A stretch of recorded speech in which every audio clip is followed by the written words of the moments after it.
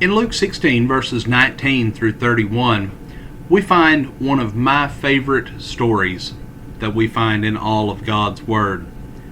We find the story of the rich man and Lazarus. Now, some people look at this and they refer to it as a parable, but I do not believe that it is.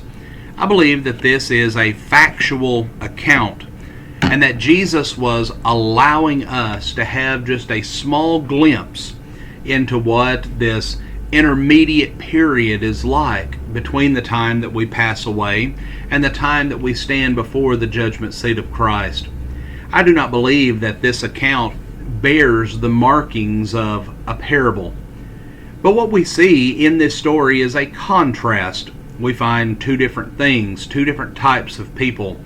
We see a rich man and we see a beggar named Lazarus, both in this life, and then we see their status after death. The rich man lived in extreme luxury. He bore purple and fine linen, referring to the most expensive clothing that money could buy. This was clothes that was fit for a king, and the expression lived in luxury implies that he continuously lived in it. The fact that there was a gate suggests that this was a large estate rather than just simply a house. This man was extremely wealthy and would parallel the super rich of today's time. The description of Lazarus suggests that he was completely destitute. He was a beggar and he was laid at the rich man's gate. More than likely, he was disabled and was placed there by friends in order to beg for the necessities of life. He was afflicted with some type of skin ailment. We're told that his body was covered with sores. And these were probably ulcers or some other type of open running wounds that would have been very disturbing not only for Lazarus, but to those who would be seeing these things as well.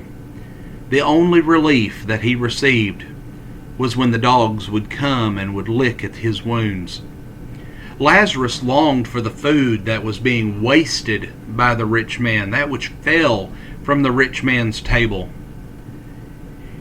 It was a common practice in those days for wealthy people to use bread to wipe their hands and then throw that bread out onto the floor. Well, even this was denied to this beggar, Lazarus.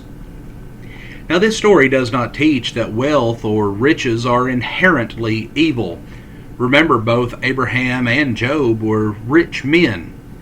And neither does it teach that being poor is a virtue. The details tell us nothing of the rich man's character, but we can infer that he did not show kindness toward Lazarus. Lazarus was not good or righteous simply because he was poor. His goodness is implied by the image of the angels receiving him in death and taking him to be with Abraham.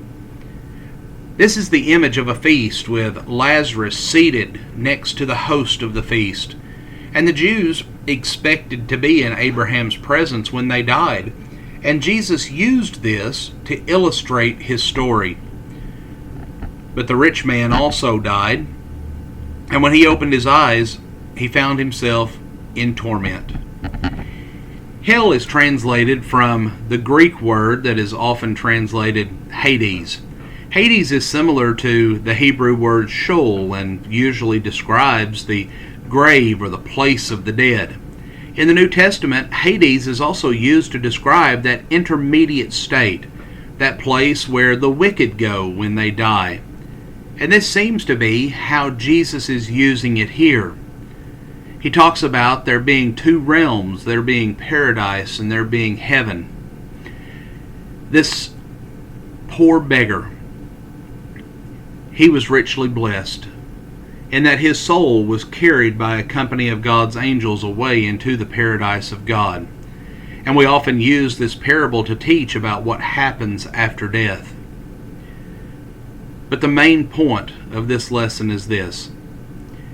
In this life, the rich man probably had everything that his heart desired, but he chose to keep it all for himself. He did not mistreat Lazarus, he simply ignored him. Day after day he would pass Lazarus by and had no compassion upon him. And as far as we know, he never took the time to offer him one shred of assistance in any way. He was not condemned so much for what he did, but for what he failed to do.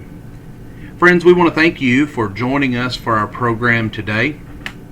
We hope that God blesses you today with a wonderful day, and we extend an invitation to you to join us this evening at Pyburn Street Church of Christ at 6 p.m. for midweek Bible studies.